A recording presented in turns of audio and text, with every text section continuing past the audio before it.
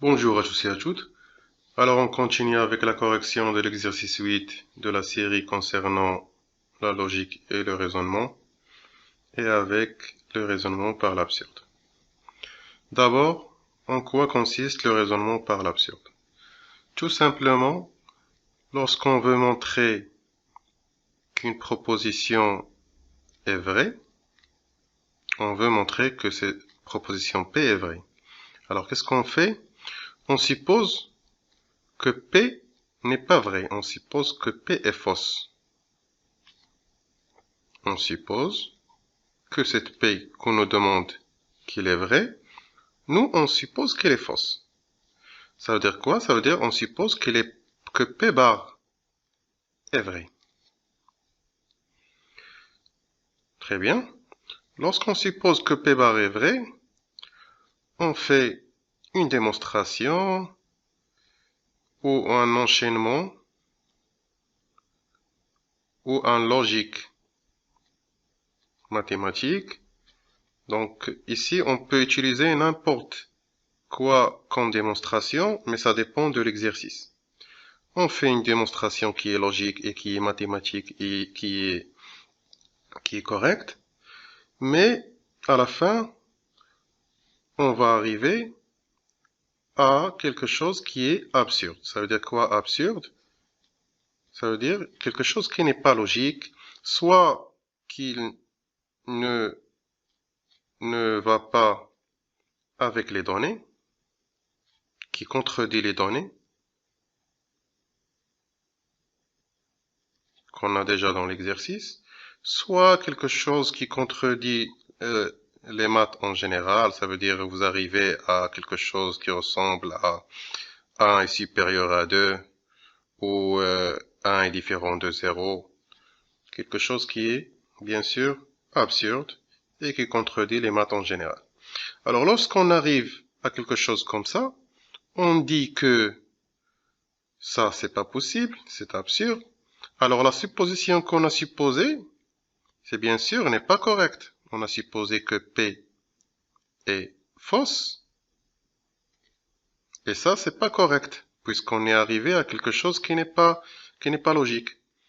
Alors là, on dit que P était bien vrai. Elle était vraie depuis le début. Puisque P est fausse, c'est une phrase qui n'est pas correcte, alors P, elle était vraie.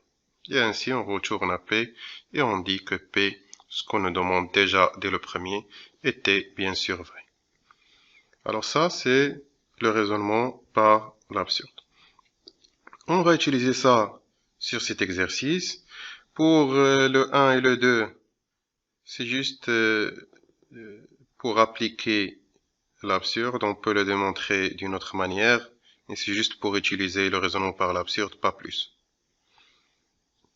Ici, on va utiliser par l'absurde, c'est facile, ça c'est classique, la question 4 c'est classique, ainsi que la question 5, et on va voir comment on va faire pour la question 6. Mais sachez que vous devez savoir le principe, mais chaque question a ses particularités. Très bien. On commence par l'exercice ou la question 1. On veut montrer par l'absurde que 0 n'est pas une racine de p de x.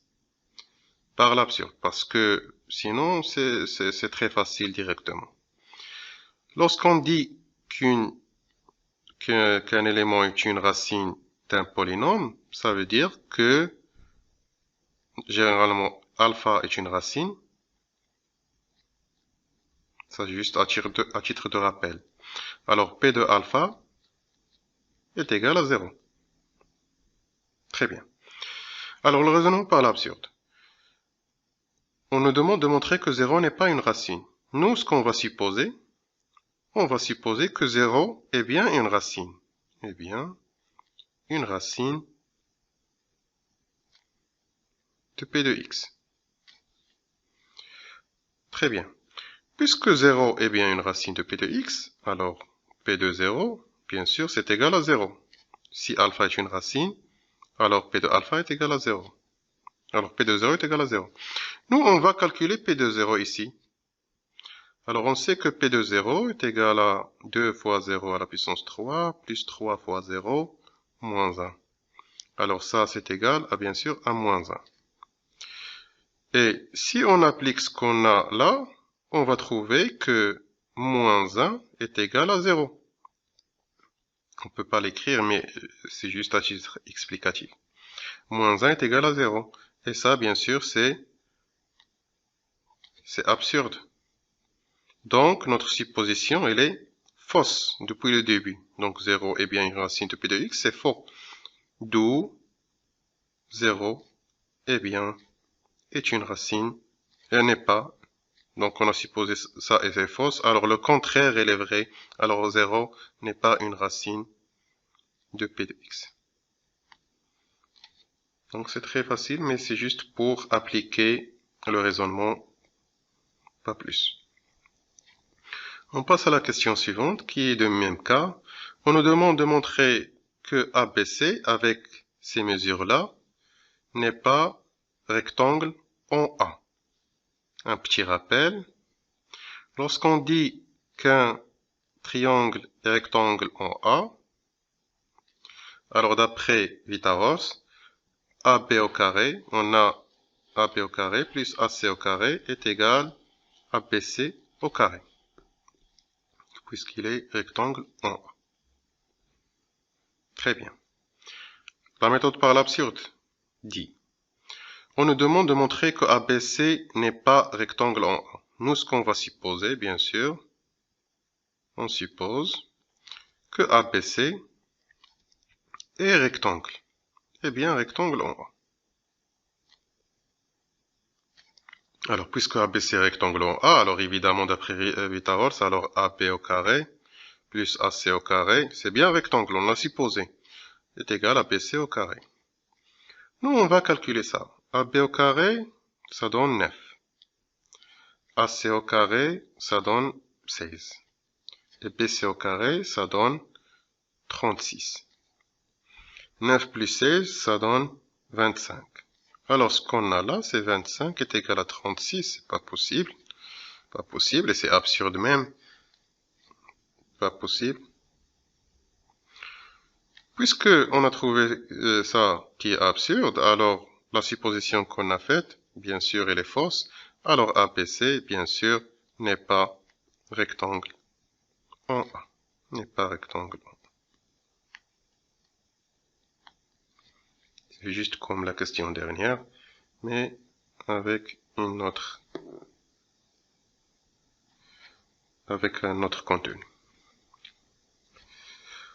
Très bien, donc on nous demande de montrer que pour tout x appartenant à R étoile, on a ça qui est différent de 1 plus x carré sur 3. Même chose, on va supposer le contraire. On va supposer que ça, elle est faux. On va supposer que ça est faux. Ça veut dire, qu'est-ce qui est vrai? Le contraire, la négation de ça. Donc là, on va supposer qu'il existe bien, il existe au moins un élément qui appartient à R étoile, tel que racine de 1 plus 2 x carré sur 3 est égal à 1 plus x carré sur 3. Alors, ce qu'on va faire, c'est juste qu'on va développer ça. On va développer ça. D'abord, je vais faire simple. Donc, 1 plus 2 x carré sur 3. Je vais réduire au même dénominateur ici. Ça donne 3 plus x carré sur 3. Ou bien, je vais multiplier ça. D'accord. Je vais multiplier ça ici. Et élever le tout au carré. Donc, ça donne 9. Facteur de 1 plus 2x carré sur 3. Et ici, ça donne 3 plus x carré à la puissance 2. J'ai élevé le tout au carré des deux côtés. Donc très bien, ça donne 9, une distribution. Et ça donne 9 fois 2, 18 sur 3, ça donne 6. Alors 6x carré, qui est égal, ça c'est une identité remarquable, ça donne 9 plus 6x carré plus x4. Ça, 9 moins 9, c'est 0. 6x carré moins 6x carré, c'est 0. Alors, ce qui nous reste, c'est x4 qui est égal à 0, ce qui donne que x est égal à 0. On a trouvé une solution, mais cette solution, donc remarquez bien ici, est-ce que cette solution appartient à R étoile?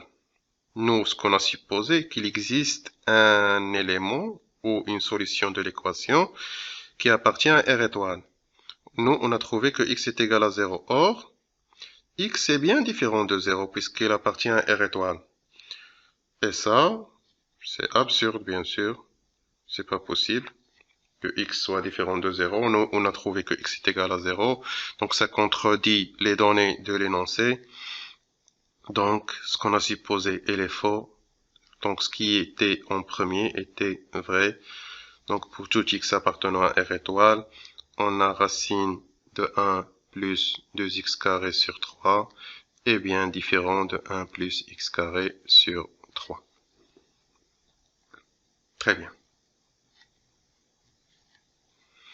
On nous demande de montrer là, dans la question 4, que racine 2 n'appartient pas à Q. Ça, c'est une question classique que vous devez savoir faire. Alors, par l'absurde, bien sûr. On va supposer, comme tout à l'heure, on va supposer que racine 2 appartient bien à Q. D'abord, c'est quoi Q? Q, c'est l'ensemble des rationnels. C'est l'ensemble des nombres qui s'écrit sous la forme A sur B avec A appartient à Z et B appartient à N étoile et tel que A et B sont premiers entre eux. Ça veut dire quoi? A et B sont premiers entre eux. Ça veut dire que A sur B, c'est un nombre qui ne peut pas être réduit. Par exemple, 4 sur 2, ça c'est un nombre qui peut être réduit à 2. Par exemple, 9 sur 6, ça peut être réduit à 3 sur 2. Nous, la définition de l'ensemble Q, c'est les nombres qui s'écrivent sous la forme A sur B avec A et B sont premiers entre eux. Très bien, donc je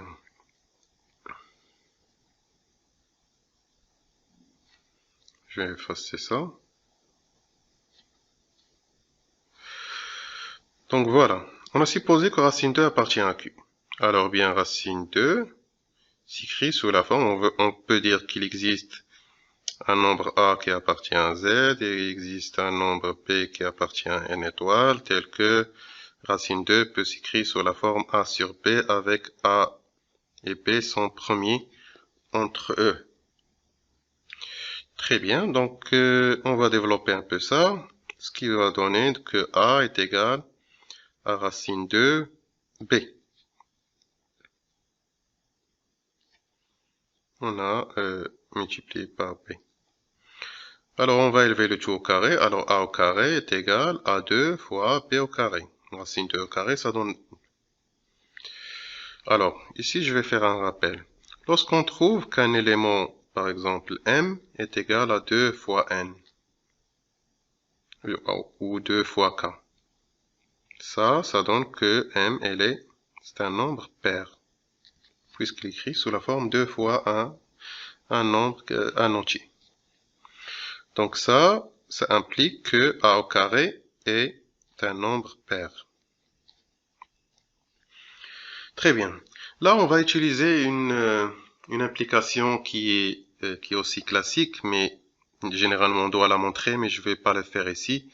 Vous pouvez le faire chez vous, c'est très simple. Que si A au carré est pair, alors A est pair. On va utiliser ça. Non, nous on a trouvé que A au carré est pair, alors on peut déduire que A est pair. Donc voilà la première déduction. On a trouvé que A c'est un nombre pair.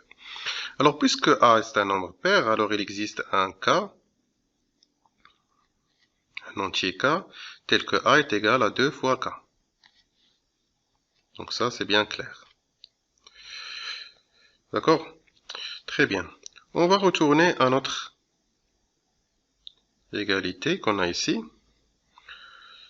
Donc, on a dit que racine 2 est égale à A sur B. Ce qu'on veut trouver ici, maintenant, c'est B.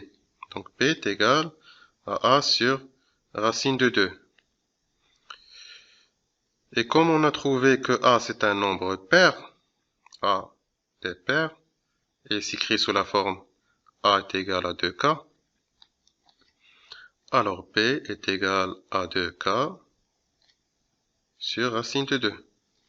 On va élever le tout au carré comme tout à l'heure. B au carré est égal à 4K au carré sur 2. On va réduire par 2. Ça donne 2K au carré. Comme tout à l'heure, B au carré s'écrit sous la forme de K au carré. On déduit que B au carré est pair. Et d'après ce qu'on a dit tout à l'heure, si B au carré est pair, alors B est pair.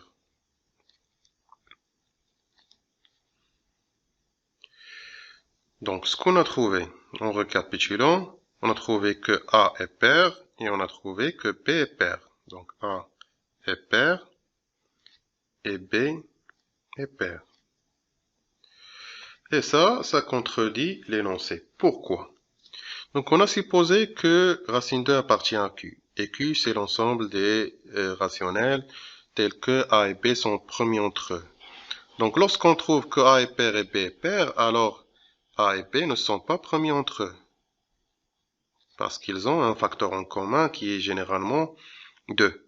Ça peut être plus, mais c'est généralement, il y a 2 comme facteurs en commun. Un multiplicateur entre A et B. Alors A et B n'est pas premier. Ça est contredit les données qu'on a pris tout à l'heure. Alors, ce qu'on a supposé est faux, d'où racine 2 appartient bien à, n'appartient pas à Q. C'est un nombre qui est irrationnel. Très bien, donc on passe à la question suivante. C'est presque le même ce qu'on a fait tout à l'heure. Donc je vais pas le faire, je vais vous laisser le faire. Mais vous allez devoir, donc le même truc, mais vous allez devoir que si un nombre A au carré est un multiple de 3, c'est un multiple de 3, alors A est un multiple de 3.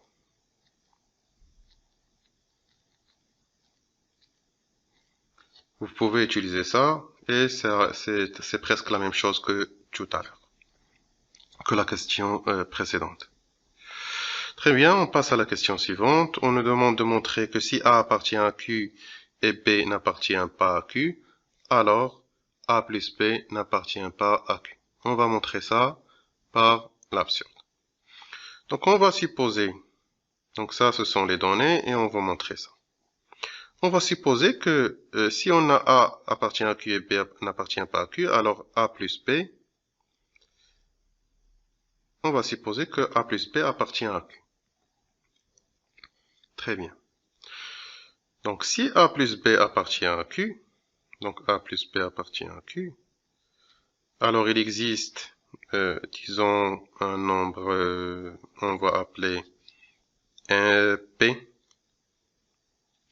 appartient à Z, et il existe un nombre Q appartient à N étoile, comme tout à l'heure. Alors A plus B est égal à P sur Q. Très bien. Ce qu'on a aussi, on a A appartient à Q. A appartient à Q. Alors il existe un nombre qu'on va appeler M appartient à Z. Il existe un N appartient à N étoile, tel que A est égal par exemple à M sur N. Voilà, on revient à à ce qu'on a ici. Alors, ce qu'on aura, alors,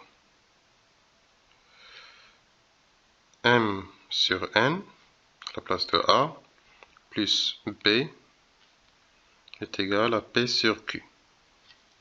On va faire un petit calcul. B, c'est égal à P sur Q moins M sur N. Alors, P, si on réduit au même dénominateur, ça donne Pn moins Qm sur Qn. Une réduction au même dénominateur, facile. Mais on va remarquer ici, on a P qui appartient à Z et N qui appartient à N étoile. Alors, on a Pn qui appartient à Z. C'est un entier. On peut dire Pn appartient à Z. Q fois M, on a Q qui appartient à N étoile et M qui appartient à Z, alors Qm appartient à Z. Alors la différence de deux entiers, c'est un entier. Alors Pm moins Qm appartient à Z. Qn, Q appartient à N étoile et N appartient à N étoile, alors Qn appartient à N étoile. Ce qui veut dire que B appartient à Q. Ce qui veut dire que B appartient à Q. B, c'est un nombre qui est rationnel. Or, ce qu'on a depuis le début, que B n'est pas rationnel. Donc ça, c'est une contradiction avec les données de l'exercice. Puisqu'on a une contradiction, donc ce qu'on a supposé est faux, alors donc A plus B n'appartient pas à Q. Si on a A appartient à Q et B qui n'appartient pas à Q, alors A plus B n'appartient pas à Q. Très bien, on passe à la question suivante. On a un système. On nous demande de montrer que ce système n'admet pas de solution par l'absurde. La même chose qu'on va supposer, vous l'avez deviné, on va supposer que le système S admet une solution. Admet une solution. C'est un système qui a x, y et z. Alors, puisque ce système admet une solution, c'est qu'on va essayer de le résoudre. Donc, on va appeler ça l'inéquation 1, l'inéquation 2, l'inéquation 3. On va commencer par exemple par faire une sommation de 1 plus 2. On va faire 1 plus 2, donc ça donne ça plus ça. Donc ça donne 2x plus 3y moins 3z moins 2x est supérieur strictement à 3 plus 3, ça donne 6. Vous devez savoir que lorsqu'on fait une somme de deux inéquations, s'il y a ici strictement ou égal, alors ça donne strictement avec une sommation. Très bien, donc 2x moins 2x, et ici 3y moins 3z, un calcul simple. On peut factoriser ici par 3, ça donne 3 facteurs de y moins z qui est supérieur à 6. On va réduire par 3, ça donne y moins z qui est supérieur à 2. Voilà. Alors, ce qu'on a dans la troisième, et la troisième inéquation, ce qu'on a que y moins z, elle est inférieure ou égale à 2. Donc, puisque on a commencé à résoudre le système, on a trouvé que y moins z est supérieur strictement à 2, mais ce qu'on a dans la troisième, c'est y moins z est inférieur ou égal à 2, Et ça, c'est pas possible. Pas possible. Donc, la supposition qu'on a fait que ce système a une solution, c'est faux. Alors, le système n'a pas de solution. Voilà, c'est tout pour cet exercice. À très bientôt.